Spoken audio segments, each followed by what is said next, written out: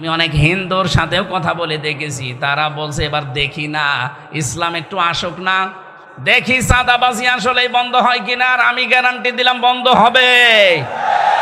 কে বন্ধ হবে না?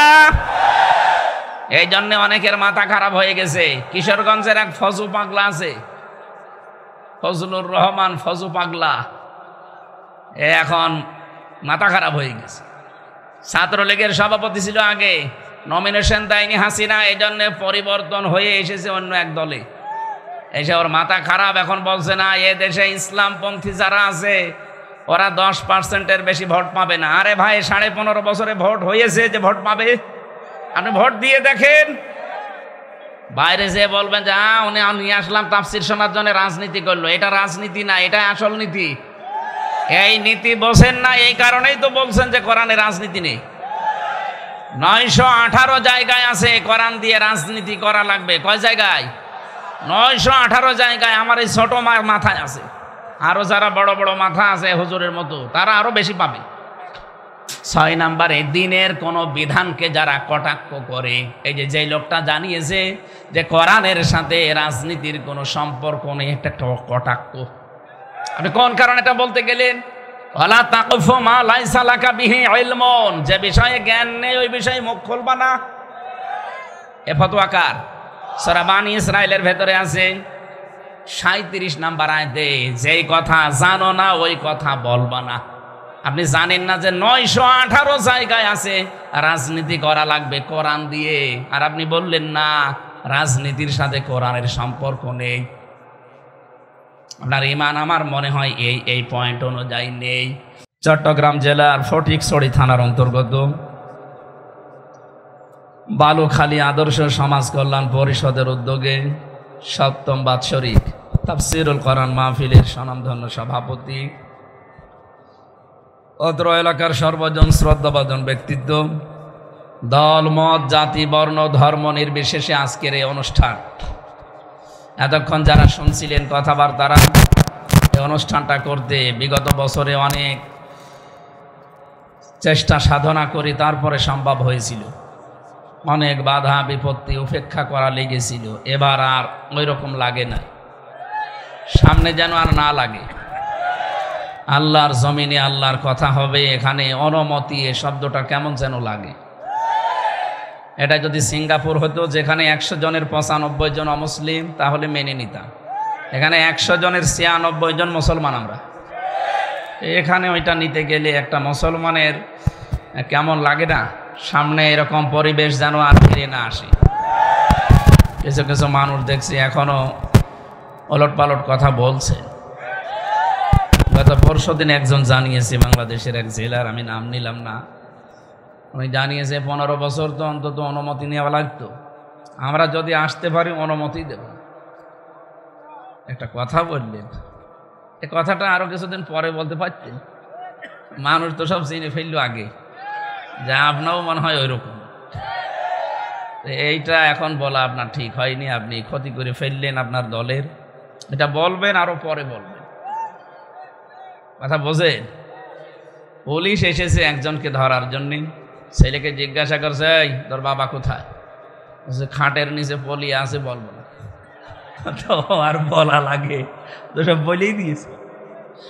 আপনি যা করলেন, এদেশের জনগণ তো আপনাকেও বুঝে ফেলেছে যে আপনি কি করবেন। এই জন্য বলছিলাম যে এটা এখনই বলা ঠিক হয়নি, আরো অন্তত চেয়ারে বসে বলতে পারতেন, তাহলে একটু ভালো হতো। কারণ এরকম কিছু করবেন আমরা টের পাচ্ছি। যারা এই কথা বলতে পারে যে কোরআনে রাজনৈতিক কোনো কথা নেই, তারা এই কাজ করবে কি? এই কাজ করবে না? এজন্য এরকম ক্যান্সারগুলো আমার মনে হয় ওরাও একটা মাজলুম দল, এই ক্যান্সারগুলো বাদ দেওয়া দরকার। যারা ডানপন্থী আছে, শহীদ রাষ্ট্রপতি জিয়াউর রহমান, আল্লাহ তাকে জান্নাতুল ফেরদাউস নসিব করুন, যে হাজিদের জন্য আরাফাতে যে কাজটা করেছে, কিয়ামত পর্যন্ত সাদগায়ে জারিয়ার সওয়াব সে পেতেই থাকবে। সে আলেমদেরকে যেভাবে সম্বোধন করত বিভিন্ন অনুষ্ঠানে গিয়ে, যে আমার মৌলবী সাহেবরা কোথায়, আর আপনারা কি আরম্ভ করেছেন? সুতরাং এই মাজলুম দলের বদনাম হয় এমন কোনো কাজ আপনার দ্বারা আমরা আশা করি না। এমনকি যারা সর্বোচ্চ দায়িত্বে আছে তারাও এটা চায় না। এগুলো যারা করছেন আমরা আশা করব আপনারা থামবেন। আমার ইঙ্গিত টের পেয়েছেন কারা? হাত তোলেন তো। এই থাক থাক, ঠিক আছে, আলহামদুলিল্লাহ। সুতরাং এই অনুষ্ঠানটা শুধু মুসলমানদের জন্য না, এটা দল মত নির্বিশেষে সবার জন্যে। কোরআন আমাদের সবার জন্য না, এমনকি শুধু মুসলমান দাবি করবে তারাও এখানে আসবে না। হাদা বায়ানুল লিন্নাস, মানুষ পদবাচ্যে যারা বিবেচিত তাদের জন্য এখানে বর্ণনা আছে, আর আমরা সেই হিসাবে কথা বলবো ইনশাআল্লাহ। যে আল্লাহ আমাদেরকে এখানে নিয়ে আসলেন রাতের বেলা, খুশি হয়ে বলেন তো আলহামদুলিল্লাহ। আল্লাহ পাক বলেন আফা হাসিবতুম আন্নামা খালাকনাকুম আবাসা ওয়া আন্নাকুম ইলাইনা লা তুরজাউন। যে সূরা থেকে আমরা তাফসীর করব বলছিলাম, সূরা মুমিনুন এর 115 নম্বর আয়াত। আল্লাহ পাক বলেন তোমরা কি মনে করো বা এটা কি ভাবো যে আমি তোমাদেরকে অনর্থক বানিয়েছি, এমনি এমনি সৃষ্টি করেছি? না, আমার একটা উদ্দেশ্য আছে তোমাদের পেছনে। তোমরা যাই মনে করো না কেন এইটাও মনে করবা যে তোমাদের কিন্তু আমার কাছে ফিরে আসা লাগবে। ওয়া আন্নাকুম ইলাইনা লা তুরজাউন, আমার কাছে কিন্তু ফিরে আসা লাগবে। সুতরাং এখানে যারা আছি আপনি যাই মনে করেন ফিরে একদিন যাওয়াই লাগবে, যাওয়া লাগবে না? ফামান যুহজিহা আনিন নার ওয়া উদখিলাল জান্নাতা ফাকাদ ফাজ। মানুষের জীবন ওইটাই সফল যাকে আল্লাহ আস্তে আস্তে জাহান্নামের কাজগুলো ছেড়ে দেওয়ার তৌফিক দেয় আর জান্নাতের কাজগুলোতে আস্তে আস্তে অগ্রসর করে দেয়। দ্বিতীয় অর্থ হচ্ছে ওই লোকটার জীবন সফল আল্লাহ যাকে জাহান্নামের আগুন থেকে মুক্ত করে জান্নাতবাসী বলে ঘোষণা দিয়ে দেবেন। এই আয়াতের অর্থ বললাম কয়টা? এই দুনিয়ার হিসাবে আপনি যখন আস্তে আস্তে জাহান্নামের কাজগুলো ছেড়ে দিতে পারবেন, আগে ঘুষ খেতেন এখন আর খান না, এরকম মানুষ নেই? এই যে পুলিশগুলো আসলেও এনারা হয়তো এরকম না, অনেক পুলিশ আছে, কি নেই? না থাকলে 15.5 বছরে শয়তান টিকে থাকলো কি করি? অবশ্যই ছিল, এনারা না, এরকম ছিল অনেক। আমরা ওই সমস্ত কোলাঙ্গার অফিসারগুলোর শাস্তি দাবি করছি যারা আলেমদের মাথায় দড়ি দিয়ে আবার খিলখিল করে হাসত। আমি নিজে দেখেছি আমার মাথায় দড়ি বাঁধার সময় হাসতেছে, তার মানে ও দড়ি বেঁধে আনন্দে আছে। আপনি এই মানুষগুলোকে বলেন তো এখানে যারা আছে এদের চাকরি ছেড়ে দেবে, তাও আলেমের মাথায় দড়ি দেবে না। আরেকটু জোরে বলে, অন্তত ওনারা তো খুশি হোক না, ওনারা আসলেও ঠিক আছে। প্রশাসনের ওপরে এখনো বাংলাদেশের মানুষ যে বিলা হয়ে আছে, এখনো রাগ করে আছে, কিছু কারণ তো আছে, এটা আস্তে আস্তে মেটানো লাগবে, ওনাদেরকে মিটাতে হবে। এই কিছু জালেম এবং জালেমদের দোসর এই কোলাঙ্গার অফিসারদের কারণে পুরা প্রশাসনটা আজ জাতির বিরুদ্ধে। এখনো পর্যন্ত এদের মন পাওয়া যাচ্ছে না, জাতির মন যে জয় করবে, অথচ ওনারা সেবক। ওনার যে কাজ করে 24 ঘন্টা ওনাদের ডিউটি। বাংলাদেশে একটাই বিভাগ আছে যেখানে ডিউটির শেষ নেই। আমরা অন্যান্য বিভাগে দেখেছি মাত্র 8 ঘন্টা ডিউটি করা লাগে, আর এনাদের ডিউটি 24 ঘন্টা। আমরা জানি যে 2টা চোখ জাহান্নামের আগুনে জ্বলবে না, তার ভেতরে যারা জনগণকে সীমানা পাহারা দেয় মানুষকে, আর যারা জাহান্নামের আগুনের ভয়ে রাতে উঠে কাঁদে, তার ভেতরে ওনাদের একটা চোখ মানুষকে পাহারা দেওয়ার জন্য। এই যে রাত 12টা 1টায় বাড়ি যাওয়া লাগবে কুষ্টিয়ায়, দেখবেন রাস্তার পাশে দাঁড়িয়ে আছে, চাতক পাখির মতো চেয়ে আছে। এই জন্য ওই মানুষগুলোর পুরা দায়িত্ব এবাদত হিসাবে গণ্য হবে, ওদের চোখ আল্লাহ জাহান্নামে দেবে না। কিন্তু ঘুষ খেলে আবার সমস্যা, এটা আবার খাওয়া যাবে না। সুতরাং আগে যারা এগুলো খেতেন এখন ছেড়ে দিয়েছেন, এখন ভালো লাইনে আপনি আছেন, মনে করবেন আল্লাহ আপনাকে জান্নাতের কাজের দিকে এগিয়ে দিচ্ছেন। আমাল হায়াতুদ দুনিয়া ইল্লা মাতাউল গুরুর, পৃথিবীর এই জমিনটা পুরা ধোঁকা, দুনিয়ার জীবনটা কি? আল্লাহ বলছেন মাতাউল গুরুর, পুরাটা ধোঁকা। এটা আমি 3 বছর ফাঁসির কন্ডেম সেলের ভেতরে থাকা অবস্থায় হালকা টের পেয়েছিলাম যে পুরাটা আসলেও ধোঁকা। ও বউ বলেন, মা বাবা বলেন, ছেলে মেয়ে বলেন, যাই বলেন, দুনিয়ার সব ধোঁকা। মাঝে মাঝে এই চিন্তা আসতো, তাই তো এটা আসলে ধোঁকা। কারণ ওখানে এত অসহায় লাগে নিজেকে। চট্টগ্রামবাসী, আমি আমার নিজের থেকে বলছি, ধোঁকা এই কারণে বললাম, আজকের শাহাদত সাহেবের যে বাড়িতে ছিলাম, বিশাল সুন্দর বাড়িটা, যদিও পুরাতন। এখন উনি 100 বছর পরে যদি এই বাড়িতে এসে বলে যে এই ভিটা আমার বাবার, এখানে আমি বসবাস করতাম, 100 বছর পরে আসলে এখানে যারা বাস করবে তারা ওনারে চিনবে? চিনবে না। আমার বাবার নাম রিয়াজউদ্দিন, তার বাবার নাম জাহান আলী, তার বাবার নাম নমাজ আলী। এরপরে আমি আর চিনি না। হ্যাঁ, এরপরে আমি আর চিনি না, আর আমার জানারও দরকার নেই। এখন অথচ আমার এই নমাজ আলী সাহেব মাত্র 61 বছর আগে মারা গেছে। কত বছর? এই লোকটা যদি এখন ফিরে আসে কুষ্টিয়ায়, বলে এই 2 তলা বাড়ি আমার, এটা আমি বানিয়েছিলাম, এই ভিটা আমার, বলেন তো ওর দাঁত মুখ খুলে ফেলবো না? ইয়ার কি মারেন আপনি? হ্যাঁ, কিসের নমাজ আলী আপনি?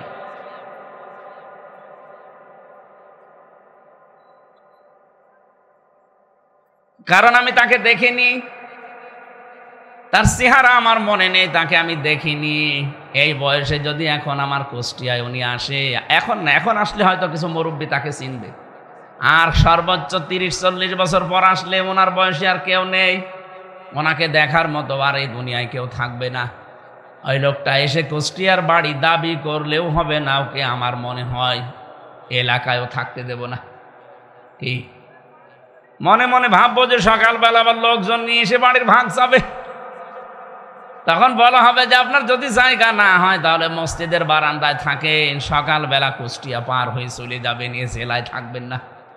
এটা দুনিয়া, এটা কি কথা বোঝেন? আমরা এরকম একটা জায়গায় আছি। সুতরাং এই পৃথিবীতে মানুষের জীবনের সফলতা বিফলতা নির্ভর করছে যেটার উপরে আমরা সেই সংক্রান্ত কথাগুলো আজকে শোনার জন্য বসেছি। আমরা তেলাওয়াতও করেছি ওই রকম একটা আয়াত। সুতরাং আমাদের জীবন যেন ধোঁকায় পড়ে নষ্ট হয়ে না যায়, আমরা যেন সফল হতে পারি, জাহান্নামের আগুন থেকে মুক্ত হয়ে যেন জান্নাতের সর্বোচ্চ যে মাকাম আছে ওই মাকামে পৌঁছাতে পারি, বলে না আমি। যেহেতু সর্বোচ্চ জান্নাতের নাম হচ্ছে জান্নাতুল ফেরদাউস, ওইটার আলোচনা আজকে হবে ইনশাআল্লাহ। দরুদ আর সালাম পড়ছি আমাদের নবী মুহাম্মদুর রাসূলুল্লাহ সাল্লাল্লাহু আলাইহি ওয়াসাল্লামের প্রতি। আপনি দেখেন, এই যে কোরআনে কারিমের যে আয়াত পড়লাম, কাদ আফলাহাল মুমিনুন, এই আয়াতটা পড়তে হলে যে সমস্ত অক্ষরগুলো লাগে, কোরআন পড়তে হলে অক্ষর লাগে কয়টা? এ কোন এলাকায় আসলাম আমি? কয়টা অক্ষর লাগে? 29টা। আপনি প্রতিটি অক্ষরে দেখবেন আমাদের নবীর বর্ণনা আল্লাহ নিজে দিয়েছেন। আপনি যেখানেই দেখবেন প্রথমে আলিফ, আলিফ দিয়ে আল্লাহ আমার নবীকে ডাক দিয়েছেন আহমাদ। আহমাদ নেই কোরআনে? তার মানে প্রশংসিত আমার নবী। বা দিয়ে আল্লাহ পাক আমার নবীকে ডাক দিয়েছেন বাশির, বিশ্ব নবী ছিলেন সুসংবাদদাতা। তা দিয়ে আমার নবীকে আল্লাহ ডাক দিয়েছেন মুত্তাকি, আমার নবী পরহেজগার ছিলেন। সা দিয়ে আমার নবীকে আল্লাহ ডাক দিয়েছেন মুদ্দাথির, কম্বলওয়ালা। জিম দিয়ে আমার নবীকে আল্লাহ ডাক দিয়েছেন জামিল, তিনি সুন্দর ছিলেন। হা দিয়ে আল্লাহ ডাক দিয়েছেন আমার নবী হামিম, তিনি অন্তরঙ্গ বন্ধু ছিলেন। খ দিয়ে আমার নবীকে আল্লাহ ডাক দিয়েছেন খাতামান নাবিয়্যিন, তিনি শেষ নবী। তিনি কি? আপনি একটা একটা করে এভাবে যাবেন, সর্বশেষ অক্ষরে বিশ্ব নবীকে আল্লাহ ডাক দিয়েছেন ইয়াসিন, হে নেতা। হে কি? ইয়া হরফে নেতা, সিন মানে সাজ্জেদ, সাজ্জেদের বাংলা অর্থ নেতা। আল্লাহ যেহেতু তাকে নাম ধরে ডাক দিলেন হে নেতা, এটা শুধু দুনিয়ার বিষয় না, রাজনৈতিকভাবে এখানে বিভিন্ন দলের লোক আমরা আছি, আমিও জানি। তো নবীজিকে আল্লাহ যেহেতু নেতা বলে ডাক দিয়েছেন, আজকে যাদের নেতা ঠিক নেই এই মুহূর্তে তাকে ঠিক করা লাগবে। এই যে কথাটা বললাম, ইয়াকদুম কওমাহু ইয়াউমাল কিয়ামাতি ফাওরাদাহুমুন নার ওয়া বিইসাল বিরদুল মাওরুদ। আয়াতের বাংলা আপনি যত তাফসীর দেখবেন, যদিও ফেরাউন সম্পর্কে নাজিল হওয়া একটা, এর বাংলা সামারাইজ হচ্ছে এইটা, যেই দলের নেতা জাহান্নামে যাবে ওই দলের কর্মীরা ওর সাথে জাহান্নামে যাবে। এটা রাজনীতি হয় কি করে আপনার কাছে? এটা দুনিয়ার বিষয় বলে আপনি ছেড়ে দেন কোন কারণে? এটা তো আখিরাতের সাথে সম্পর্কিত। এই জন্য যার নেতা ঠিক নেই, ওই নেতা যদি সত্যি জাহান্নামে যায়, আল্লাহর কসম আপনাকেও জাহান্নামে যাওয়া লাগবে। ইয়াউমা তুকাল্লাবু ওয়ুজুহুহুম ফিন্নার। সূরা আহজাবের ভেতরে আল্লাহ জানিয়েছেন কিয়ামতের দিন ওর মুখমণ্ডলকে আগুন দিয়ে ভাঁজ করা হবে, ভাজা হবে। মাছ যেভাবে ভাঁজে দেখেছেন না, ওভাবে মুখমণ্ডল আল্লাহ আগুন দিয়ে ভাজবে। কাদের? আয়াতের পরবর্তী যতগুলো অংশ দেখবেন সব নেতার কথা। যে মানুষগুলো দুনিয়ায় নেতা ঠিক করতে পারেননি, ওই মানুষগুলোর নেতাকে যেমন ভাজা হবে, কর্মীকেও ভাজা হবে। এটাকে আমি বানিয়ে বলছি। যারা জানে কোরআন পড়তে, তাফসীর পড়তে জিজ্ঞাসা করেন তো। সিন মানে যে সাজ্জেদ, তাফসীরে কাবিরের ভেতরে পাবেন। আল্লামা ফখরুদ্দিন রাজি রহমতুল্লাহ আলাইহি সিনের 5টা অর্থ দিয়েছেন এখানে। সিন মানে সাজ্জেদুল আলামিন, সিন মানে সাজ্জেদুল বাশার, সিন মানে সাজ্জেদুল কাউনাইন, সিন মানে সাজ্জেদুল আম্বিয়া, সিন মানে সাজ্জেদুল মুরসালিন। এক একটা শব্দের ভেতরে লক্ষ লক্ষ কথা আছে। আমার যেহেতু উদ্দেশ্য এটা না, আমার একটা সামনে বিশাল উদ্দেশ্য আছে, আমি ওইদিকে যাচ্ছি, শুধু আমি ইঙ্গিত দিলাম। সুতরাং প্রতিটি অক্ষরে আমাদের নবীর সম্মান মর্যাদা আমার আল্লাহ ব্যাপকভাবে তুলে ধরেছেন। জোরে বলেন সুবহানাল্লাহ। যে কোরআনে কারিম পড়তে গেলে 29টা অক্ষর আপনি জানেন, পড়েন। সেই কোরআন দিয়ে আমরা এবার আলোচনায় আসছি। সূরা মুমিনুন। কোন সূরা? একটা সূরার নাম আছে সূরা মুমিন, আর এটার নাম মুমিনুন।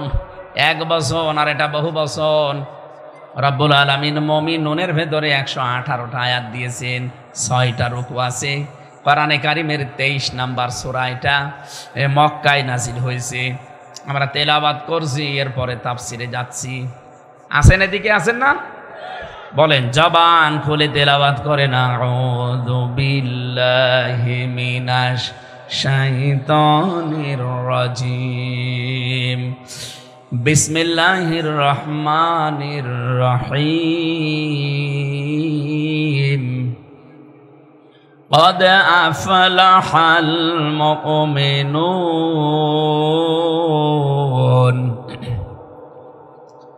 আল্লাহ পাক বলেন কদ, অবশ্যই, আফলাহা ইউফলিহু এটা মাজি, অতীতের শব্দ, পাস্ট এটা।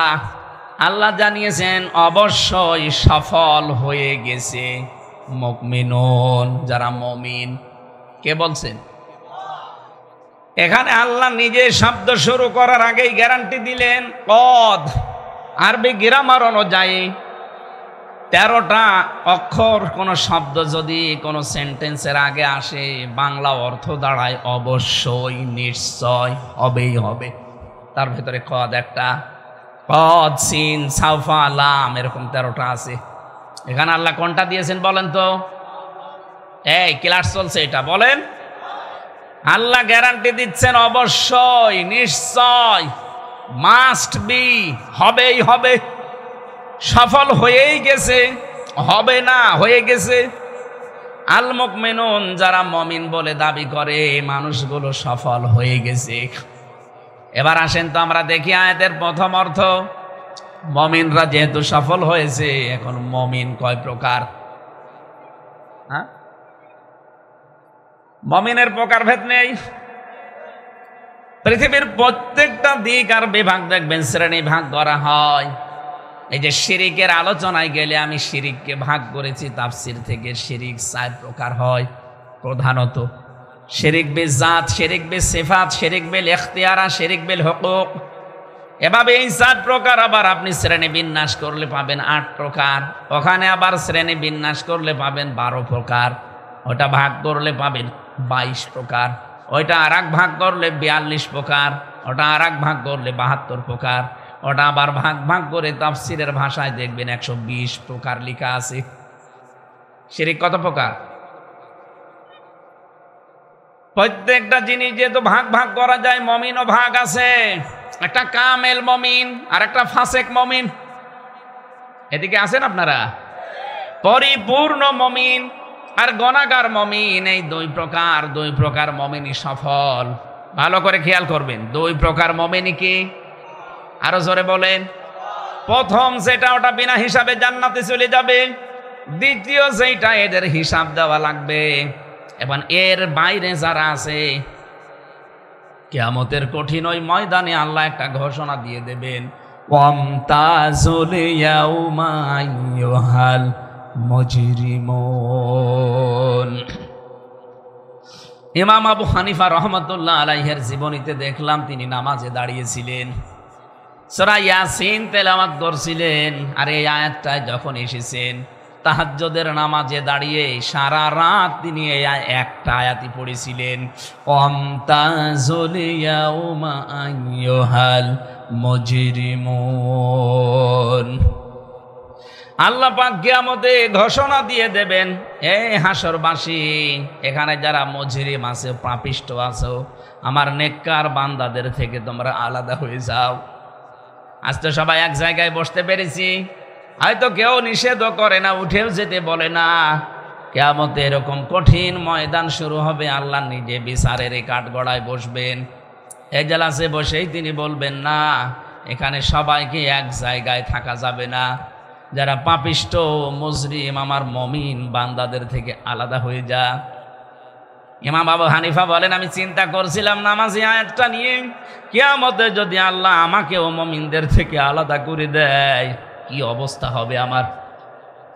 আপনি চিন্তা করেছেন কোথায় তার অবস্থান? তিনি যদি এই চিন্তা ভাবনা করেন আমাদের কি হয়েছে। কিয়ামতে 2 প্রকার মানুষকে আল্লাহ ভাগ করে ফেলবেন, ফারিকুন ফিল জান্নাতি ওয়া ফারিকুন ফিস সাঈর। আল্লাহ পাক বলেন, এক দল যাবে জান্নাতে আর এক দল যাবে জাহান্নামে। এই জান্নাতের ভেতরে যে 2 দল আছে, একটা কামেল মমিন আর একটা গুনাহগার মমিন।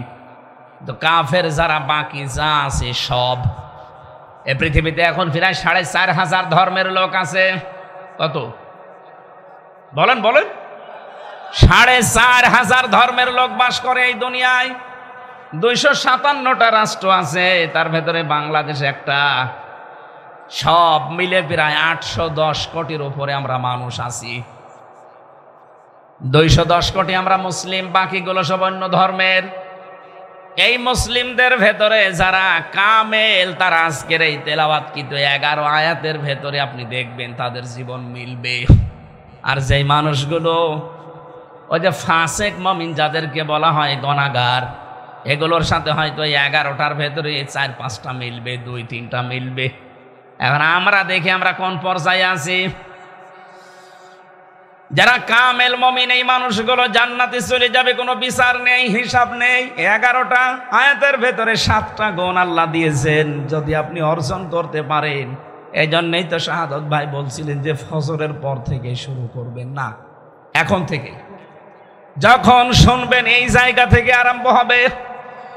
এই 7টা গুণ 11টা আয়াতের ভেতরে দেওয়া আছে, মাস্ট বি আমরা এখন থেকে মানবই ইনশাআল্লাহ। এক কথা বলেন না কেন? কোনো হিসাব লাগবে না, বিনা হিসাবে বিনা বিচারে চলে যাবেন জান্নাতে। ফাসেক মুমিন যারা গুনাহগার, এরা হয়তো 2-3টা 4-5টা মানে, তাদের বিচার হবে। আল্লাহ পাক বলেন, ইউআযিবু মাইয়াশা ওয়া ইয়াগফিরু লিমাইয়াশা আল্লাহু আলা কুল্লি শাইইন কাদির। বলেন আল্লাহু আকবার। এদেরকে আমি হয় শাস্তি দেব, নাই মাফ করে দেব, সব কিছুর উপরে আমি আল্লাহরই ক্ষমতা। এবার আসেন আমরা আবার এই পর্যায়ে পড়ে গেলাম নাকি? এই জন্যই তাফসীর মাহফিলে আজকে আপনারা এসেছেন। আমরা দেখব যে আমরা পরিপূর্ণ না আংশিক। কিন্তু সুসংবাদ একটা, পরিপূর্ণ হন আর আংশিক হন, আপনি জান্নাত পাবেন। হয়তো শাস্তি যেটা দেওয়া দরকার এটা পুলসিরাতে দিয়ে দেবে, শাস্তি যেটা দেওয়া দরকার হাসরের ময়দানে দিয়ে দেবে, শাস্তি যেটা দেওয়া দরকার কবরে দিয়ে দেবে, শাস্তি যেটা দেওয়া দরকার আপনাকে হয়তো মিজানের পাল্লার কাছে দিয়ে দেবে। কিন্তু আপনি জাহান্নামে যাবার সময় এই গুনাহগার অবস্থায় যদি জাহান্নামে জানো, আমার আল্লাহ পাক শেষ দয়ায় ডাকতে ডাকতে শেষ পর্যন্ত আপনাকে জান্নাতে পৌঁছিয়ে দেবে। সূরা মরিয়মের ৭১-৭২ নাম্বার আয়াতে আছে, ওয়াইম মিনকুম ইল্লা ওয়ারিদুহা। এটা পুলসিরাতের আয়াত। কত নাম্বার আয়াত বললাম? সূরা মারিয়াম ৭১-৭২ নাম্বার আয়াত। বাড়ি যে তাফসীর মিলাবেন, ফি জিলালিল কোরআনটা মুফাসসিরগণ সুন্দরভাবে ব্যাখ্যা দিয়েছেন। কিয়ামতের এই জায়গায় আল্লাহ যখন বলবে যা পুলসিরাত পার হয়ে যা, চলে যা, ওই যে জান্নাত আর নিচে জাহান্নাম, রব্বুল আলামিন বলেন যারা জান্নাতে যাবে ওই মানুষগুলো তো পার হয়ে চলে যাবে। যে মানুষগুলো জান্নাতে যেতে পারবে না ওরা কেটে কেটে পড়বে জাহান্নামে। কেমন এমন চিকন একটা ব্রিজ, নাম বলা হয় পুলসিরাত ব্রিজ, অথচ ওটা চুলের মতো চিকন, হীরার মতো ধার হবে। আর রব্বুল আলামিন বলেন এই মানুষগুলো জাহান্নামে পড়বে। আফামান হাক্কা আলাইহি কালিমাতুল আযাব আফান্তা তুনকিযু মান ফিন্নার। এই ভালো করে খেয়াল করবেন, আমি গতানুগতিক কথা কিন্তু বলি না, যা বলি ওখান থেকে একটা শিক্ষা নিয়ে আসি। এবার ভাবেন তো কি বললাম, এটা সূরা জুমারে পাবেন 23 নাম্বার পারা 19 নাম্বার পৃষ্ঠার 12 নাম্বার লাইন, 11 নাম্বার লাইনের 20 নাম্বার আয়াতে আছে। আল্লাহ পাক বলেন আমি আফামান হাক্কা আলাইহি কালিমাতুল আযাব, বিচার ফায়সালা করে, বিচার আচার করে আমি আল্লাহ যাকে আমি জাহান্নামে পাঠিয়ে দিয়েছি, হে নবী আপনি কি পারবেন ওই লোকটাকে জাহান্নাম থেকে? কাকে বলছেন? নবীকে। কাকে? আফা আনতা, আপনি কি পারবেন তুনকিযু মান ফিন্নার, ওই লোকটাকে আগুন থেকে বের করে নিয়ে আসতে? ইউরিদুনা ইয়াখরুজু মিনান নারি ওয়া মা হুম বিখারিজিনা মিনহা ওয়া লাহুম আযাবুম মুকিম।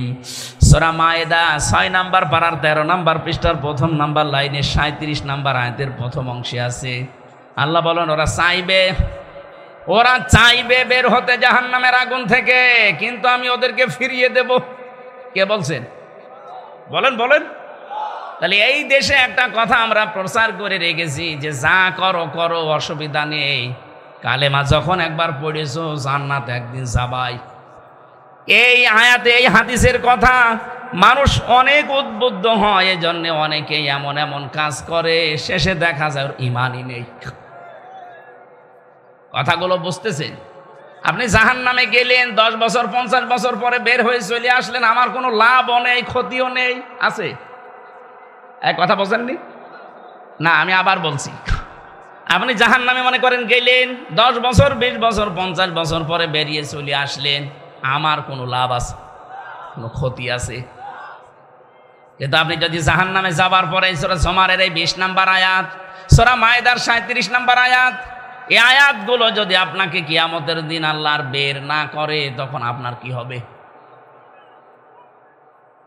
এবার আমার প্রশ্ন হচ্ছে, হ্যাঁ জাহান্নাম থেকে বের হবে কারা আর হবে না কারা, এইটা আমার জানা দরকার। মান ক্বালা লা ইলাহা ইল্লাল্লাহ দাখালাল জান্নাহ, যে ব্যক্তি লা ইলাহা ইল্লাল্লাহ পড়বে সে জান্নাতে যাবে, ঠিক আছে, কিন্তু আপনাকে লা ইলাহা ইল্লাল্লাহ টিকিয়ে রাখা লাগবে না। কথা বলে না কেন?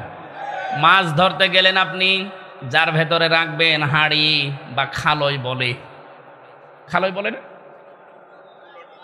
ঢোলা, মাছ আপনি রাখবেন ওর ভেতরে, নিচে দেখবেন ওর ফাঁকা করা আছে, ফুটা ছেঁড়া, যত মাছ রাখবেন থাকবে। সারা দিন মাছ ধরে মনে করছেন পরিপূর্ণ হয়ে গেছে, বাড়ি যাওয়ার সময় দেখবেন একটাও নেই। আপনি তো কালেমা পড়েছেন, ঠিক আছে, কালেমা তো একটু টিকিয়ে রাখা লাগবে। কালেমা পড়ে রেখেছেন একবার আর সারা জীবন করছেন আকাম কোকাম কালেমার বিরুদ্ধে কাজ, আপনার তো কালেমাই নেই। কথা বলেন না কেন? এখানে যারা অজু করে বসে আছেন, কয়টা কারণে অজু ভেঙে যায় বলেন তো? বলেন না কেন? এই 7 কারণের একটা কারণও যদি পাওয়া যায়, ওই অজু আর আছে? ওই অজু দিয়ে নামাজ পড়া যায়? কথা বলেন না কেন? তাহলে ভাঙা অজু যেমন অজু না, আপনি ইমান এনেছেন, ইমানও কিন্তু 10টা কারণে ভেঙে যায়। ওই ভাঙা ইমানও ইমান না। না, আমি আবার রিপিট করছি, আমি তাফসীর থেকে নোট করে এনেছি, এবার আপনি মিলাবেন আপনার ইমান আছে না ভেঙে গেছে। অজু করে এসে বসে আছেন, 7 কারণের এক কারণ পেলে যদি আর অজু না থাকে, ওই অজু দিয়ে নামাজ পড়লেও যেমন নামাজ হয় না। আপনার ইমান যে আছে না গেছে আপনি এখনো টের পাননি, এবার টের পাবেন। আপনি যে আশা করে বসে আছেন আমি কালেমা তো পড়েছি, জান্নাত একদিন যাবো, যাবেন, তাই ইমানটা তো রাখা লাগবে। কয়টা কারণ বললাম? আরো জোরে বলেন। 10টা কারণে ইমান ভেঙে যায়, নষ্ট হয়ে যায়। অজু যেমন ভেঙে যায় 7 কারণে, ইমান ভাঙে কয় কারণে? জবান খুলে বলেন কয় কারণে? 1 নম্বরে কেউ যদি শিরিক করে তার ইমান ভেঙে যায়। এটা সূরা জুমারের 65 নাম্বার। আমি খালি দলিলগুলো বলছি, যেহেতু রেকর্ড হচ্ছে, বাড়ি যে খালি মিলিয়ে নেবেন। সূরা জুমারের 65 নাম্বার আয়াত। এই পৃথিবীতে যত নবীকে আল্লাহ পাঠিয়েছেন এই হুঁশিয়ারি দিয়েছেন, নবীরা তোমাদের সবার উপরে আমার ওহী এইটা যে যা করো শিরিক করবা না। কি করবা না? বলেন বলেন। লা ইয়াহবাতান্না আমালুকা, যদি শিরিক করে কেউ, হে নবী আপনিও যদি শিরিক করেন, লা ইয়াহবাতান্না আমালুকা, লামে তাকিদ নুনে সাকিলা। যারা আরবি গ্রামার বোঝে কত ভয়ঙ্কর শব্দ আল্লাহ সেট করেছেন। লা ইয়াহবাতান্না আমালুকা ওয়ালা তাকুনান্না মিনাল খাসিরিন। কোন মানুষ যদি সত্যি শিরিক করে, হে নবী আপনিও যদি করেন, আমি আল্লাহ কিন্তু গ্যারান্টি দিলাম আপনার আমল রাখবো না, সব নষ্ট করে দেব, আর আপনি ক্ষতিগ্রস্ত হয়ে যাবেন। বলেন নাউজুবিল্লাহ। ক্ষতিগ্রস্ত হয়ে যাবেন, শুধু সাধারণভাবে বললেই তো হয়ে যেত। লা ইয়াহবাতান্না যেমন দিয়েছেন, ওয়ালা তাকুনান্না একেবারে শব্দ এক, ওখানেও লামে তাকিদ নুনে সাকিলা, এখানেও লামে তাকিদ নুনে সাকিলা, তার মানে গ্যারান্টি 2টা। আল্লাহ তো এমনি নর্মাল ভাবে বললেই আমরা মেনে নিতাম না। আল্লাহ গ্যারান্টি দিয়ে বলেছেন যারা শিরিক করে ওদের ঈমান শেষ, আমল শেষ, ওরা ক্ষতিগ্রস্ত হবে। এই জন্য আপনি কালেমা পড়ে বসে আছেন, এই যে শিরিকের কথা বললাম 120 প্রকার শিরিক আছে, একটাও যদি কারো ভেতরে থাকে ওর ঈমান আমল সব জ্বলে গেছে, ও ক্ষতিগ্রস্ত। এটা কার কথা? আরো জোরে বলেন। আপনি এগুলো মিলাবেন না যে আমার ঈমান আছে না ভেঙে গেছে। শিরিক করলে ঈমান কি হয়? ভেঙে যায়। বলেন বলেন, আরো জোরে বলেন। শিরিক কি? আমি এক কথায় জবাব দিচ্ছি, আল্লাহ যেটা পারে ওইটা অন্য কেউ পারে, এই বিশ্বাস করার নাম শিরিক। যেহেতু ঈমান ভাঙার কারণের কথা বলছিলাম, প্রথমেই শিরিক করলে ঈমান ভেঙে যায়। আল্লাহ যেটা পারে ওইটা অন্য কেউ পারে, এ বিশ্বাস করার নাম কি? বলেন তো, এই দুনিয়া চালাতে পারে কে? নাকি আমিও পারি? তাহলে আল্লাহর এই দুনিয়ায় আল্লাহর পাঠানো আইন বাদ দিয়ে যারা অন্য কারো আইন এখানে দাঁড় করাতে চান, বিজয় করতে চান, তাদের ঈমান ভেঙে গেছে। এটা সত্যি করে বলেন তো, বুঝেছেন কারা? না না না, আপনি আন্দাজে হাত তুলবেন না। আমি জানি আপনারা বুঝেছেন, কিন্তু না বুঝার ভান করি আছে। ইনিল হুকমু ইল্লা লিল্লাহ, সূরা ইউসুফের 40 নম্বর আয়াতের মাঝের অংশে আছে আলা লাহুল খালকু ওয়াল আমরু। সূরা আরাফের 154 নম্বর আয়াতের মাঝের অংশে আছে। এরকম 918 জায়গায় পাবেন, ডাইরেক্ট ইনডাইরেক্ট মিলে। কত জায়গায়? এই সবগুলো আয়াতের সামারাইজ একই। আল্লাহ পাক বলেন সৃষ্টি আমার, বিধানও আমার চলবে। সুতরাং এই দেশে আমরা যারা নিজেদেরকে মনে করি আমার ঈমান আছে, কই আমি তো দেখি না। আপনার ঈমান যে কখন ভেঙে গেছে আপনি নিজেও টের পাননি। বায়ু বের হলে যেমন অজু ভেঙে যায়, অনেকে মনে করে না অসুবিধা নেই। এই কথা বলছেন, আপনি অজু করে আসলেন, বায়ু বের হয়ে গেছে, এখন যদি মনে করেন না অতটুকু আর কি অসুবিধা নেই, অতটুকু আর আমার অজু ভাঙবে না, আপনি এখানে আল্লাহর পাঠানো আইন বাদ দিয়ে অন্য কারো আইন এখানে দাঁড় করাতে চান, বিজয় করতে চান, কায়েম করতে চান, আপনি বিশ্বাস করেন আপনার ঈমান ভেঙে গেছে। এই হিসাবে বলেন তো এই দেশে ৯৬% মুসলমান ঈমানদার, এটা কি এখন আর বলা যাচ্ছে? ৫১% তো মেলে না, কথা বলেন না কেন? প্রথম পয়েন্ট অনুযায়ী ৫১% মিলছে না। আমি একটা গল্প শুনেছিলাম যে এক রিকশা চালক বহু কষ্ট করে ১ কেজি মাংস কিনেছে খাসির, বাড়িতে স্ত্রীকে বলছে সুন্দর করে রান্না করো, আমি গোসল করে আসি। ওর বউ চিন্তা করে দেখি কেমন হয়েছে, স্বাদ চাকতে চাকতে ও মজা নিতে নিতে ছাতা সবই শেষ হয়ে গেছে। ও যখন গোসল করে এসেছে চিন্তা করছে আমি কি দেব, এখন কি দেব মনে করে তো রান্নাও করেছে, অন্য অন্য বেগুন দিয়েছে, আলু দিয়েছে, মোলা দিয়েছে। লোকটা বলে আসল তরকারি কই? বলছে আপনি কিছু মনে করবেন না, আপনি যখন গোসল করতে গেলেন আমি সুন্দর করে রান্না করে ঢাকনা দিয়ে ঢেকে রেখেছিলাম, পানি আনতে গেলাম কলের উপরে, এসে দেখি দুষ্ট বিড়াল ছিল, সব খেয়ে ফেলেছি। মনে মনে একটু দুঃখ পেয়েছে যে কি করলাম, খাওয়া দাওয়া মোলা দিয়ে আলু দিয়ে করেছে, পাশে দেখে সেই বিড়াল চেপে ধরেছে, ৪ হাত পা টাইট করে বেঁধেছে, ডাক দিয়ে বলে বউ দাড়ি পাল্লা নিয়ে আস। দাড়ি পাল্লা এনে ওজন দিয়ে দেখে ১ কেজি। বউ এটা যদি বিড়াল হয় তাহলে সে মাংস কই? তুমি যে বলো ১ কেজি মাংস খেয়েছে, তাহলে তো এর ওজন হবে ২ কেজি। এ বিড়ালের ১ কেজি আর ১ কেজি মাংস খেলে কয় কেজি হবে? তাহলে এইটা যদি মাংস হয় তাহলে সে বিড়াল কই? এই দেশে আমরা ৯৬% মুসলমান সব জগা খেচুড়ি, কথা বলে না কেন? বদরের ময়দানের মতো ৩১৩ জন যদি দেশে তৈরি হয়, কেউ আমাদের দিকে চোখ তুলে তাকাতে পারবে না।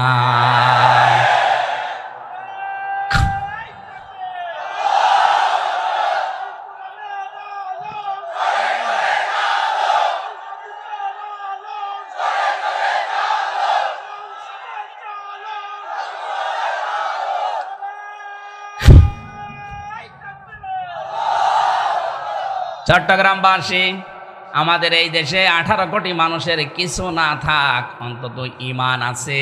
ঈমানটা যদি ওই বদরের ময়দানের মতো সাহাবীদের মতো ৩১৩ জনের মতো হয়ে যেত, এ দেশে আমার মনে হয় ৫৪ বছর আগে ইসলাম কায়েম হয়ে যেত।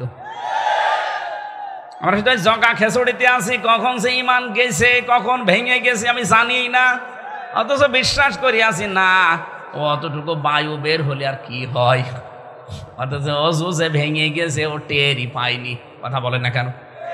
তাহলে শিরিক করলে কি ভেঙে যায়? শিরিকের এক কথায় জবাব কি? আল্লাহ যেটা পারে ওটা অন্য কেউ পারে, বিশ্বাস করার নাম। আরো জোরে বলেন। আমি মাত্র একটা উদাহরণ দিলাম, আমি একটা উদাহরণ মাত্র দিয়েছি যে আল্লাহ পাক বলেন জমিন আমি বানিয়েছি, আইন চলবে আল্লাহর। এখানে আল্লাহর আইনের বিপরীতে যারা অন্য কারো আইন কায়েম করতে চান, প্রতিষ্ঠা করতে চান, আপনার কিন্তু ঈমান ভেঙে গেছে। আর আমরা চাই এইরকম ঈমানদার যে যারা আল্লাহর তৈরি করায় পৃথিবীতে আল্লাহর আইন দিয়ে চালাবে, এরকম ঈমানদার চাই। কথা বলে না কেন? তৈরি হচ্ছে ইনশাল্লাহ। আগস্টের ৫ তারিখের আগের জরিপ দেখবেন, এই দেশে মাত্র ১০০ জনের ১৫ জন মানুষ চাইতো যে কোরআনে কারিমের বিধান এই দেশে কায়েম হোক। কি কথা বলেন না কেন? আপনি একটু চোখ কান খোলা রেখে দেখবেন, মাত্র ১০০ জনের ১৫ জন এই দেশে মানুষ চায় যে কোরআনের বিধান কায়েম হোক। কিন্তু এই ৪.৫ মাসের ব্যবধানে এই জানুয়ারি মাসে জরিপ আসে, আপনি দেখবেন জানুয়ারির জরিপগুলো ইন্টারন্যাশনাল যেগুলো জরিপ আছে, তারা এই দেশের উপরে একটা চিত্র তুলে ধরেছে যে এই দেশে এখন ১০০ জনের ৫৮ জন মানুষ চাচ্ছে যে কোরআনের বিধান কায়েম হোক। 4.5 মাসের ব্যবধানে যদি এই পরিবর্তন এসে যায়, আর কিছুদিন যেতে দেন, 100 জনের 100 জন মানুষ চাইবে দেশে কোরআন কায়েম হোক। কারণ তারা টের পাচ্ছে যে কোরআনের বিধান নেই, এই কারণেই চাঁদাবাজি চাই। কোরআনের বিধান নেই, এই জন্যই মেয়ে লোককে বেপরদায় চলতে দেখা যায়। কোরআনের বিধান থাকলে মুসলিম মেয়েদের আপনি বোরকা ছাড়া দেখতে পাবেন না। কথা বলেন না কেন? সাদা কিসের সাদা? আমির জামাত ডাক্তার শফিকুর রহমান হাফিজাহুল্লাহ ঘোষণা দিয়েছেন, ইসলাম যদি দেশে আসে তার পরের দিন আমরা যে কাজ করব, সাদাবাজি বন্ধ করব। মানুষ এখন সব ধর্মের মানুষই টের পাচ্ছে, তাই তো এইটাই তো আসল কথা। তাহলে ইসলাম এইটাই দরকার, কারণ 54 বছর আমরা দেখেছি বিভিন্ন মানুষের শাসন সাদাবাজি বন্ধ করতে পারেনি। আমি অনেক হিন্দুর সাথেও কথা বলে দেখেছি, তারা বলছে এবার দেখি না, ইসলাম একটু আসুক না, দেখি সাদাবাজি আসলেই বন্ধ হয় কিনা। আর আমি গ্যারান্টি দিলাম বন্ধ হবে। কে বন্ধ হবে না? এই জন্য অনেকের মাথা খারাপ হয়ে গেছে। কিশোরগঞ্জের এক ফজু পাগলা আছে, ফজলুর রহমান ফজু পাগলা, এখন মাথা খারাপ হয়ে গেছে।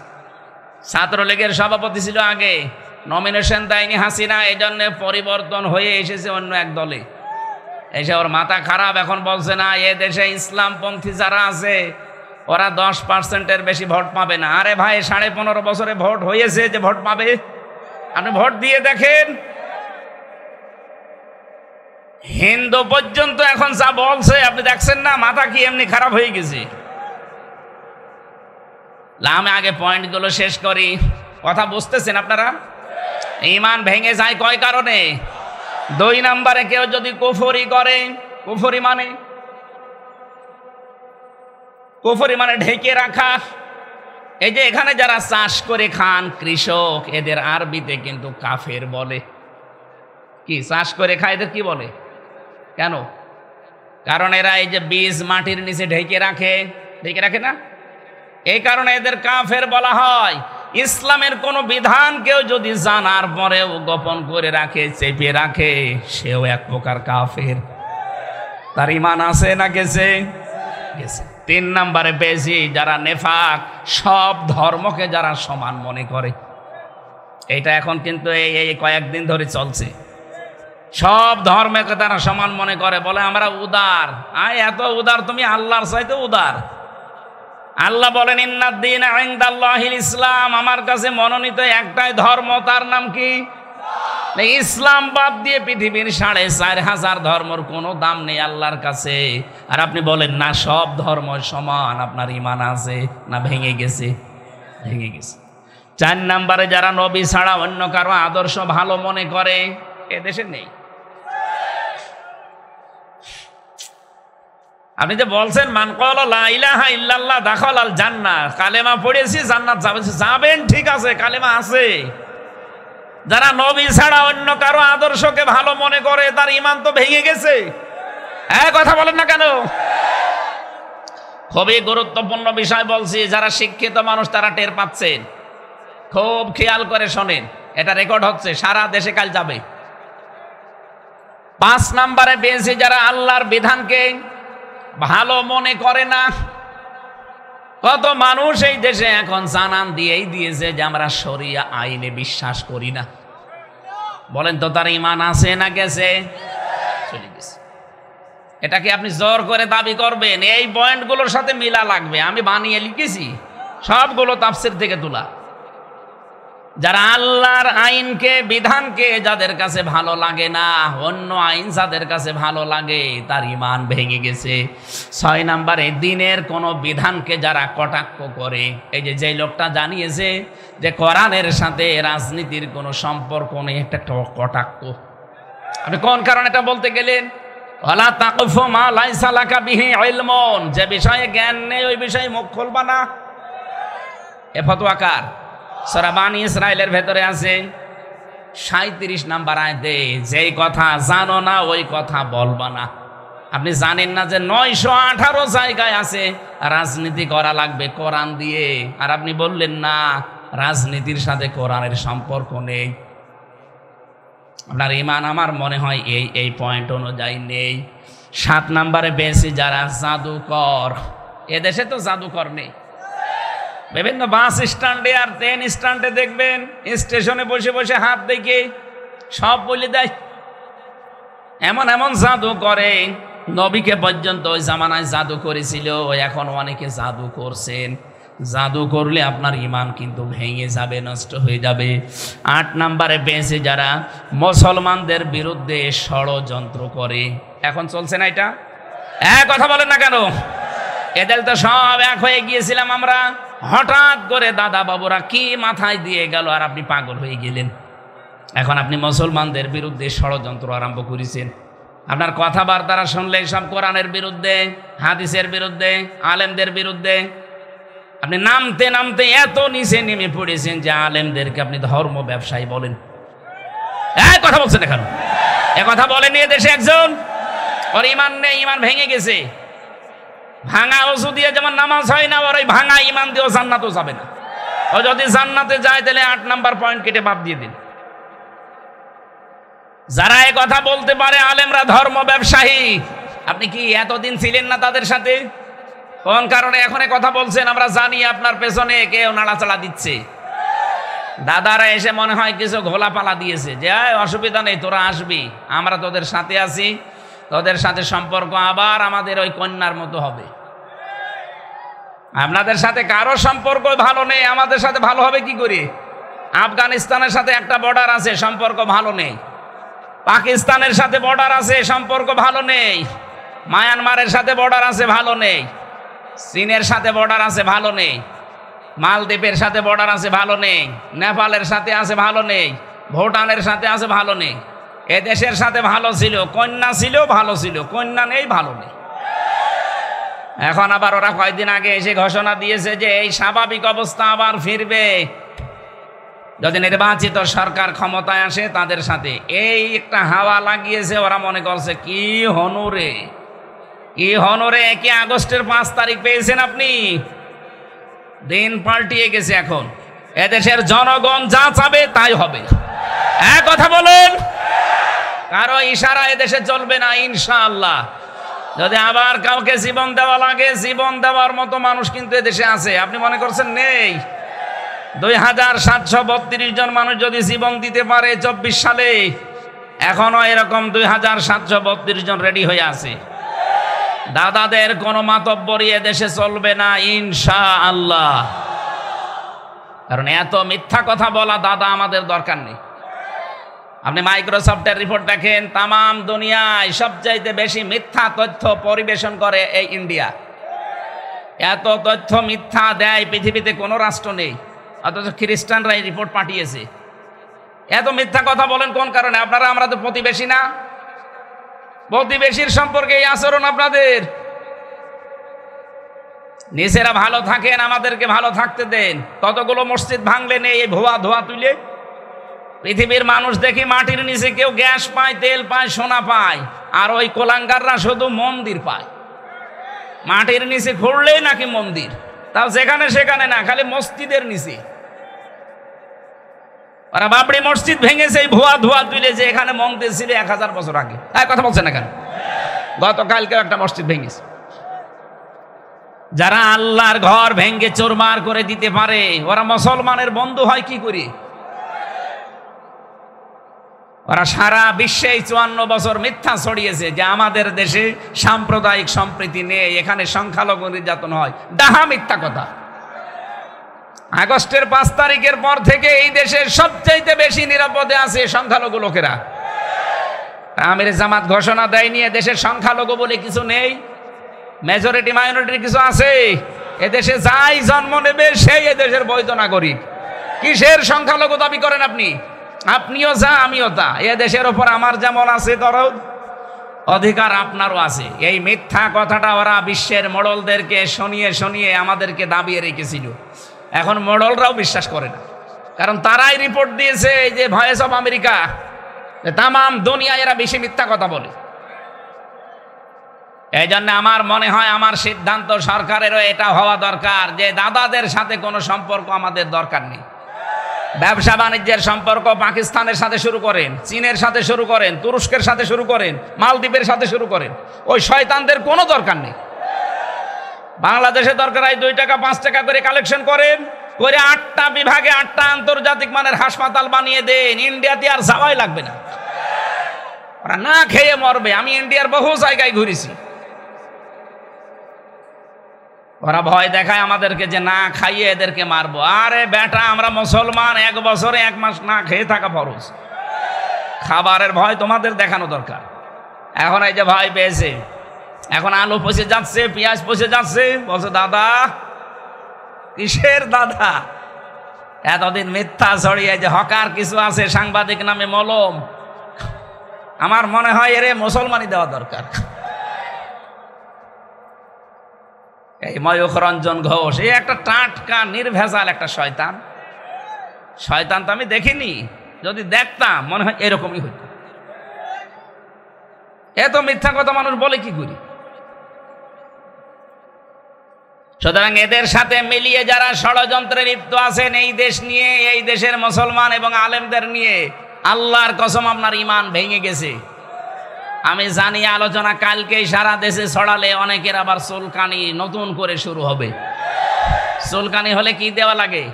মলম। কি দেওয়া লাগে? মলম দেওয়া হবে ইনশাল্লাহ। 9 নম্বরটা বলছি, কাউকে ইসলামের ঊর্ধ্বে মনে করা। এটা কি 15.5 বছরে ছিল না ছিল না? ছিল। আমি নাম নিলাম না, কেউ তার বাবাকে, কেউ তার কাউকে ঊর্ধ্বে মনে করত। আপনার ঈমান আছে, আপনি কিভাবে বলেন? আপনার ঈমান তো কখনোই অসুর মতো বায়ু ছেড়ে শেষ হয়ে গেছে।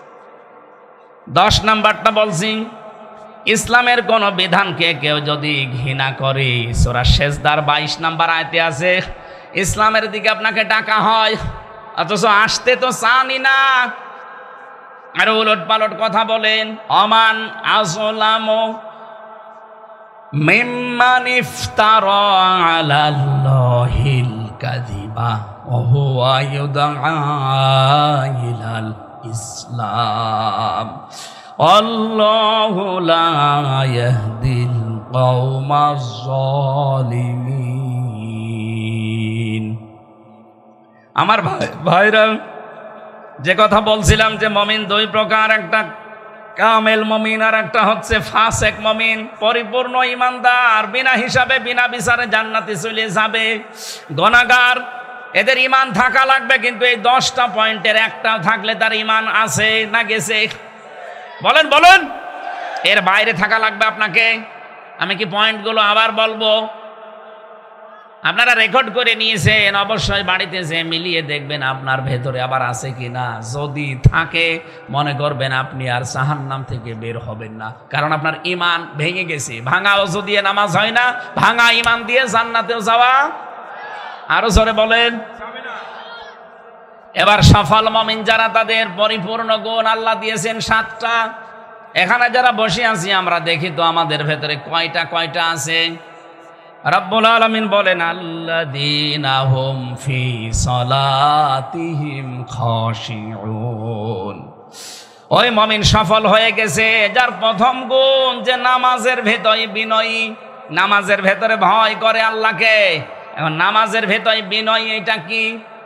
এই যে খুশু খুজু বলা হয় না, নাম শোনেন? খুশু খুজু, খুশু খুজু কি খাওয়া লাগে? হযরতে তালহা রাদিয়াল্লাহু তাআলা আনহু তিনি নামাজে দাঁড়িয়েছেন। খুশু খুজু কারে বলে এটার জন্য বলছি। হঠাৎ দেখলেন তার বাচ্চাটা পাশে খেলা করছিল, পাহাড়ি এলাকা থেকে একটা সাপ এসে বাচ্চাটাকে জড়িয়ে ফেলেছে। হযরতে তালহা তিনি নামাজে তেলাওয়াত করছিলেন, এর জন্য ওইদিকে ভ্রুক্ষেপ করেননি।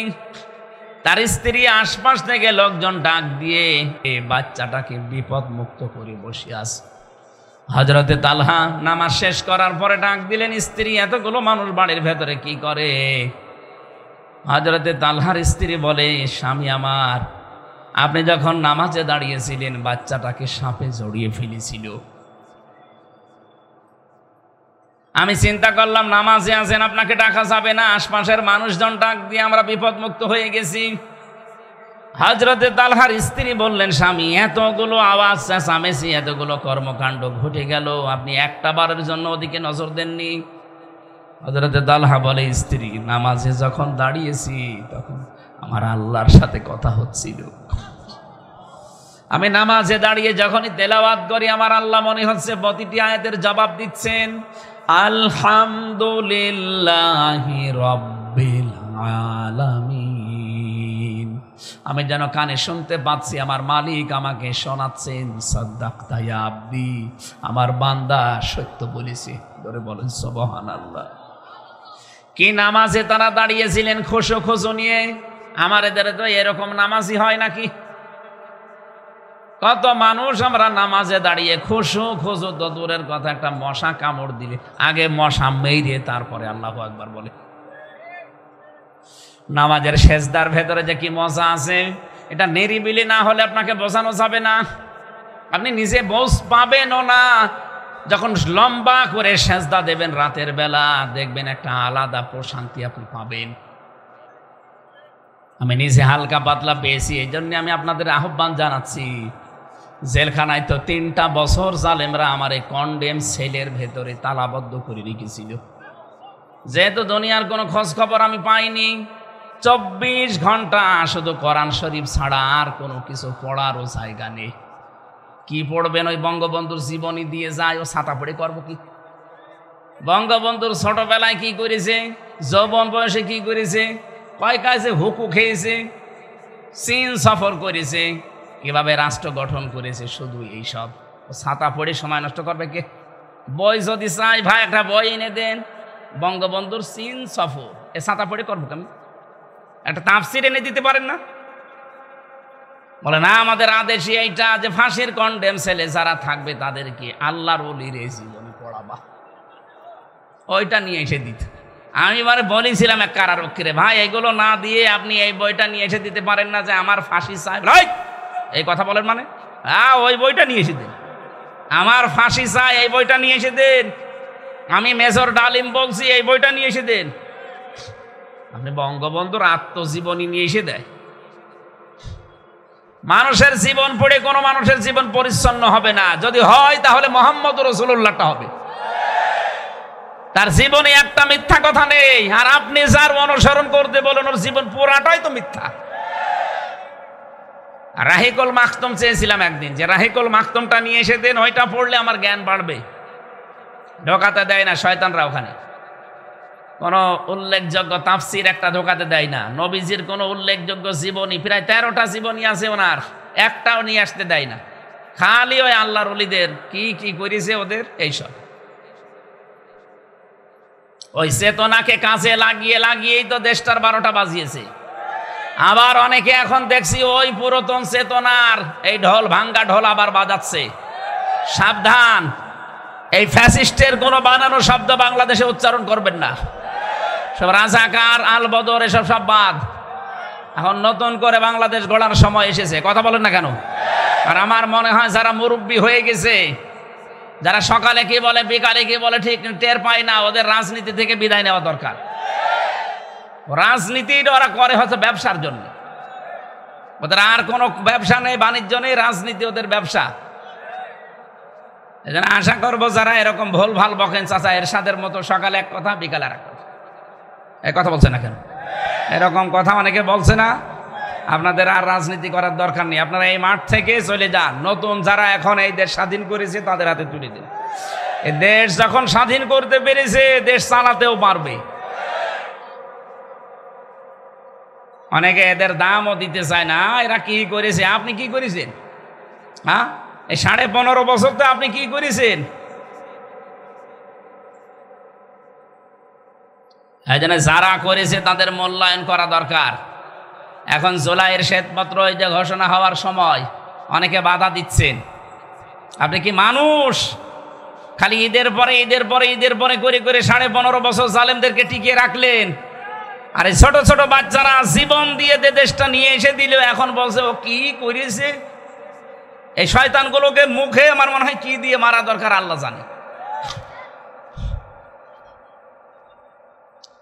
মানুষের একটা হালকা কৃতজ্ঞতা বোধ থাকে। এরা কি, এরা কুকুরের চাইতেও খারাপ। কুকুরকে একটা হাড় দিলে তাও তো সে পাহারা দেয়। আর এর দেশটা নিয়ে এসে দিল স্বৈরাচারের এ কবল থেকে এ শুকরিয়া আদায় করা দূরের কথা, এদের পেছনে লেগেছে এখন বিভিন্ন ট্যাগ লাগিয়ে দেয়। কোনো ট্যাগ আর এই দেশে চলবে না ইনশাআল্লাহ। কোনো চেতনার নাম নিয়ে আর সামনে আপনি আসতে পারবেন না, কারণ এই দেশের মানুষের কালো চশমা আর নেই। কথা বলেন না কেন?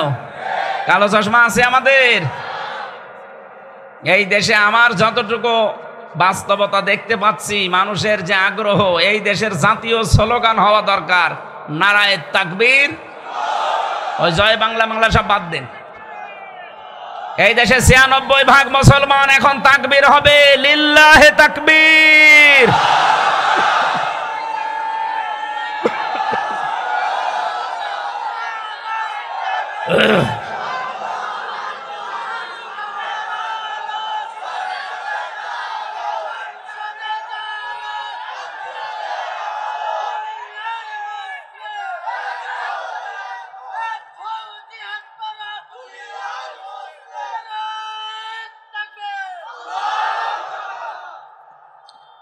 আমার ভাইরা,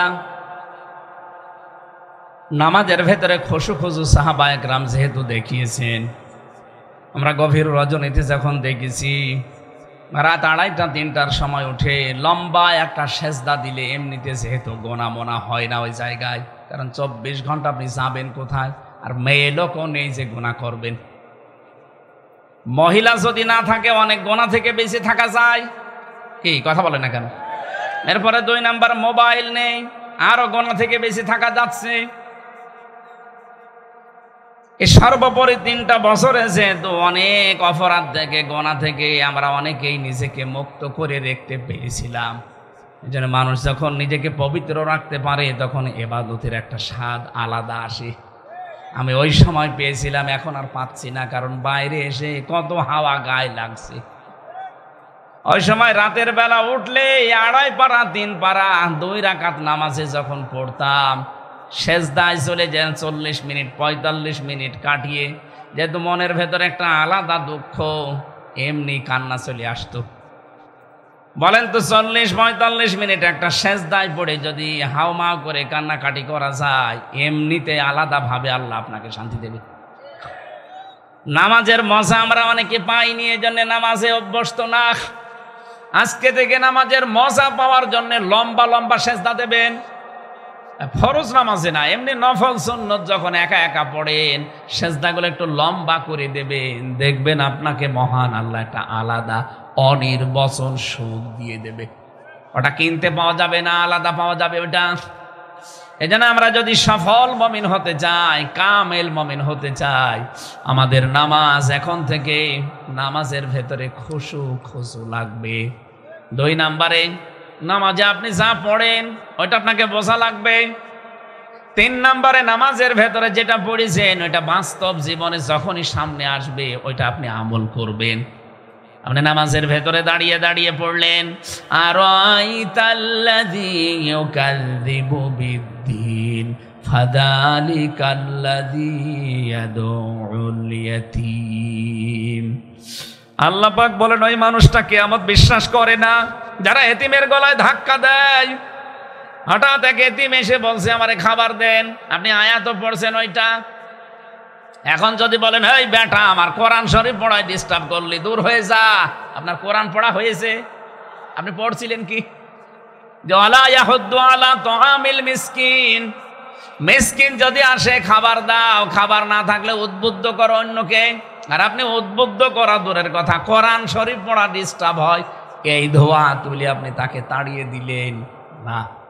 এই জন্য নামাজের ভেতরে খুশু খুশু তৈরি হওয়ার পর যখন বুঝবেন, আর ওইটা যখন নামাজের ভেতর থেকে বাইরে আসার পরে মিলিয়ে মিলিয়ে আমল করবেন, আপনি তখন কামেল মুমিন হওয়ার পথে হাঁটবেন। রব্বুল আলামিন বলেন, আল্লাযীনা হুম আনিল লাগবি মুরিদুন, যারা অনর্থক কথা এবং কাজ থেকে বিরত থাকে। এখানে লাগবন শব্দের ভেতরে আমরা অনেক ব্যাখ্যা পেয়েছি তাফসিরে ইবনে কাসিরে। অনর্থক কোনো কথা, যে কথার কোনো কাজ নেই, মানে নেই, অর্থ নেই, এরকম কথা এবং কাজ থেকে, যেটা দুনিয়া আখিরাতে কোনো উপকার হয় না, এরকম কোনো কাজ থেকে নিজেকে বিরত রাখবে কামেল মুমিন। আজ বাংলাদেশে আল্লাহর আইনের বাইরে যত আইন, এটা যদি প্রতিষ্ঠাও হয়ে যায়, এটা কি আসলে অনর্থক কাজের ভেতরে পড়ে না? ওটা মানুষের অধিকার আর নষ্ট হবে। ওই যে ঘোষকটা বলছিল না, আমান হাকামা বিহি আদালা, যারা কোরআনে কারিম দিয়ে বিচার ফায়সালা করবে তারা ন্যায় বিচার কায়েম করতে পারবে। সুতরাং কোরআনের আইন বাদ দিয়ে মানুষের তৈরি করা আইন যারা কায়েম করার জন্য, প্রতিষ্ঠা করার জন্য যারা চেষ্টা চালাচ্ছেন, সময় দিচ্ছেন, অর্থ দিচ্ছেন, কাজ করছেন, সবগুলো লাকবনের ভেতরে পড়বে। আপনি কামেল মুমিন হতে পারবেন না। কামেল হওয়ার জন্য অনর্থকে কাজগুলো ছেড়ে দেওয়া লাগবে। এই যে যারা সেলফি তোলেন, ছবি তোলেন, যে ছবির কোনো কাজ নেই, দুনিয়া আখিরাতে কোনো উপকার নেই, এইটাও লাগবের ভেতরে পড়বে। এই জন্য অনর্থক কিছু করা ঠিক না। আজকে থেকে যদি এরকম কোনো কাজে না আসে, এরকম ছবিও তুলবেন না। এক কথা বুঝতেছেন? আপনি আন্দাজে দাঁড়িয়ে আছে, হঠাৎ করে তোলেন কেন? আপনার ওর ভেতরে কোনো উপকার আছে দুনিয়া আখিরাতের? ওয়াল্লাযীনা হুম লিযাকাতি ফাঈলুন, যারা যাকাত আদায় কর্মতৎপর। এখানে যাকাত শব্দের ব্যাখ্যা দুইটা। যাকাত মানে পবিত্রতা, যাকাত মানে বৃদ্ধি করা। আপনি যাকাত দিলে আপনার সম্পদ আল্লাহ বাড়িয়ে দেবে, যাকাত দিলে আপনার সম্পদকে আল্লাহ পবিত্র করবে। পৃথিবীর এমন কোনো জিনিস নেই যার যাকাত নেই। সময়েরও যাকাত আছে, শরীরেরও যাকাত আছে। প্রতি সপ্তাহে 2টা করে রোজা রাখা, মাসে 3টা রোজা রাখা, বছরে 1 মাস রোজা রাখা, এটা শরীরের কি? আরো জোরে বলেন। এগুলোর খবর নেই, বলে আমার গ্যাস। আরে শয়তান, রোজা রাখলে গ্যাস ভালো হয়। সুতরাং যাকাত এটা আমাদের সম্পদ থেকে শুরু করে শরীর পর্যন্ত যত কিছু আছে সবগুলোর যাকাত আদায় কর্মতৎপর হওয়া। যদিও এই আয়াতটা রাষ্ট্রের সাথে সম্পর্কিত, কারণ যাকাত আদায় এটা মানুষের ওয়াজে নসিহতে কাজ হয় না, এটা আইন পাশ করা লাগে। এরপরে পেয়েছি ওয়াল্লাযীনা হুম লিফুরুজিহিম হাফিজুন, যারা তাদের লজ্জাস্থানকে হেফাজত করে। আজ আমাদের বহু মানুষ উপরে ফিটফাট দেখতে মনে হয়, ভেতরে কিন্তু লজ্জাস্থান সদরঘাট হয়ে গেছে। এগুলো কন্ট্রোল করার মতো কায়দা আমাদের নেই। ভারতের পিন আপ করা পত্রিকাগুলো আকাশ সংস্কৃতির নামে উল্টা পাল্টা জিনিস আমাদের শরীরকে পবিত্র থেকে অপবিত্র বানিয়ে দিচ্ছে। আমরা এই দেশ থেকে এই কন্টেন্টগুলো, যারা তথ্য মন্ত্রণালয়ের দায়িত্বে আছেন, এই নাহিদ ইসলাম সহ, উপদেষ্টা নাহিদ ইসলাম সহ যারা দায়িত্বে আছেন, আমরা আহ্বান জানাবো মুসলমানের দেশে অন্তত প্রকাশ্য জেনা ব্যভিচার যেগুলো আরম্ভ হয়, এই উলঙ্গপনা, এগুলো, এই কন্টেন্টগুলো সব দূর করে দিন। আমেরিকা এই কারণেই পড়তেছে, ওদের জেনা ব্যভিচার এত বেশি হয়েছিল, এখন আগুন লেভানোর জন্য ৭০,০০০ পানির মেশিন কাজ করছে, কাজ হচ্ছে না, পানি দেয় আগুন বাড়ে। কারণ আল্লাহর সাথে পাল্লা দিয়ে পারা যাবে আগুন। এখন শুনলাম আরো অন্য প্রদেশে ছড়িয়ে পড়ছে। আমেরিকা বাংলাদেশের মতো ৫৯টা জোড়া দিলে যত বড় হবে, আমেরিকা একাই অত বড়। একটা প্রদেশ পুরা শেষ, এখন অন্য প্রদেশে আগুন ছড়াচ্ছে। আমি যতটুকু কারণ পেয়েছি কোরআন হাদিস পড়ে আমেরিকার সাথে, তার 1 নাম্বার কারণ তারা জুলুমের সমর্থনকারী, জুলুমকারী। গাজায় জুলুম হচ্ছিল, হত্যা হচ্ছিল, তারা সাহায্য করেছে। 2 নাম্বারে তারা জেনা ব্যভিচার ওপেন করে দিয়েছে। আমাদের দেশটাকে বাঁচাতে হবে, আমাদের চরিত্রের অবক্ষয়, আমাদের চরিত্র এবং আমাদের যৌনাঙ্গ হেফাজত করার জন্য অন্তত ভারত সহ আন্তর্জাতিক যত কন্টেন্ট আছে সবগুলো এই ইউটিউব থেকে আকাশ সংস্কৃতির নামে যা আছে সব দূর করা লাগবে। নয়তো এ দেশেও যদি দাবানল একবার শুরু হয়ে যায়, এ দেশ পোড়াতে আল্লাহর কয়েক মিনিট লাগবে মাত্র। এরপরে পেয়েছি ইল্লা আলা যাওয়াজিহিম আও মা মালাকাত আইমানুহুম ফাইন্নাহুম গায়রু মালুমিন। তবে সেই মানুষগুলো তিরস্কৃত হবে না, নিন্দনীয় হবে না, যারা নিজেদের স্ত্রীকে ব্যবহার করে আর মালিকানাধীন দাসীকে বাদ দিয়ে অন্য কাউকে কামনা করে না। যেহেতু দাসীর প্রথা এখন আমাদের দেশে নেই, আর ওটা যদি সময় আসে তখন আবার হবে। এখন শুধু স্ত্রী বাদ দিয়ে অন্য কাউকে কামনা করা হারাম। এই কথা বলে না কেন? আমরা যদি সফল মুমিন হতে চাই, নিজের বউ বাদ দিয়ে অন্য কারোর সাথে লাইন করা, আরো আসতে বলেন, এই যে পরকীয়া প্রেমে যারা আছেন এখনই তওবা করে বাড়ি যাবেন, যে না নিজের স্ত্রী ছাড়া নিজের স্বামী ছাড়া জায়েজ এই দুইটা জায়গা ছাড়া অন্য কোনো কামনা করাই জায়েজ নেই। ফামান ইবতাগা ওয়ারা যালিকা ফাউলাইকা হুমুল আদুন, নিজের বউ বাদ দিয়ে অন্য কারোর সাথে যারা লাইন করে তারা সীমা লঙ্ঘনকারী, আর সীমা লঙ্ঘন যারা করে তাদের অপছন্দ করেন কে? আরো জোরে বলেন, আল্লাযীনা হুম লিআমানাতিহিম ওয়া আহদিহিম রাউন, যারা তাদের আমানত এবং যাদের ওয়াদা তারা রক্ষা করে চলে। আজ কত আমানতের খেয়ানত হয়ে গেল এই দেশটা থেকে, সরকারি মালগুলো সব মনে করত নিজের গনিমত। এজন্য এক একটা প্রকল্প চালু করে, প্রকল্প না এটা ডাকাতি করেছে। এ পদ্মা সেতু তৈরি করতে ৩২,০০০ কোটি টাকা খরচ। এখন প্রমাণ হচ্ছে এত টাকা হলে 4টা ব্রিজ এরকম বানানো যায়। এক একজন দরবেশ কত টাকা চুরি করেছে দেখেছেন? ৩৬,০০০ কোটি। বাইরের দেশে যে দেখবেন কেউ বেগম পাড়া, কেউ সাহেব পাড়া বানিয়ে বসে আছে। আরে শয়তানরা, এই টাকাগুলো বাইরে পাচার না করি এই দেশে যদি মানুষের কর্মসংস্থান তৈরি করে দিত, জীবনও এই দেশ থেকে জনগণ তোদের তাড়িয়ে দিত না।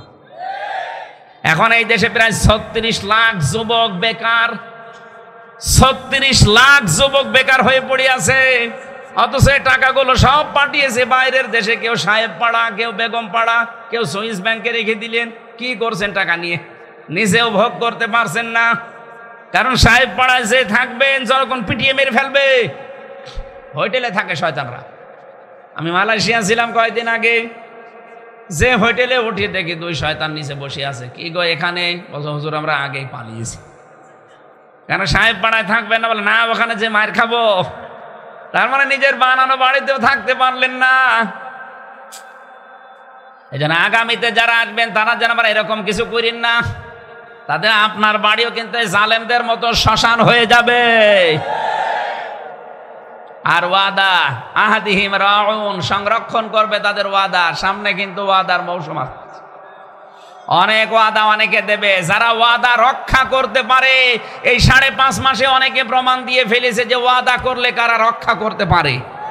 আপনি সেই ওয়াদা রক্ষাকারী মানুষদেরকে আপনার আমানত দেবেন। কথা বলেন না কেন? আল্লাযীনা হুম আলা সালাওয়াতিহিম ইউহাফিজুন, যারা নামাজ সমূহের সংরক্ষণ করে, হেফাজত করে।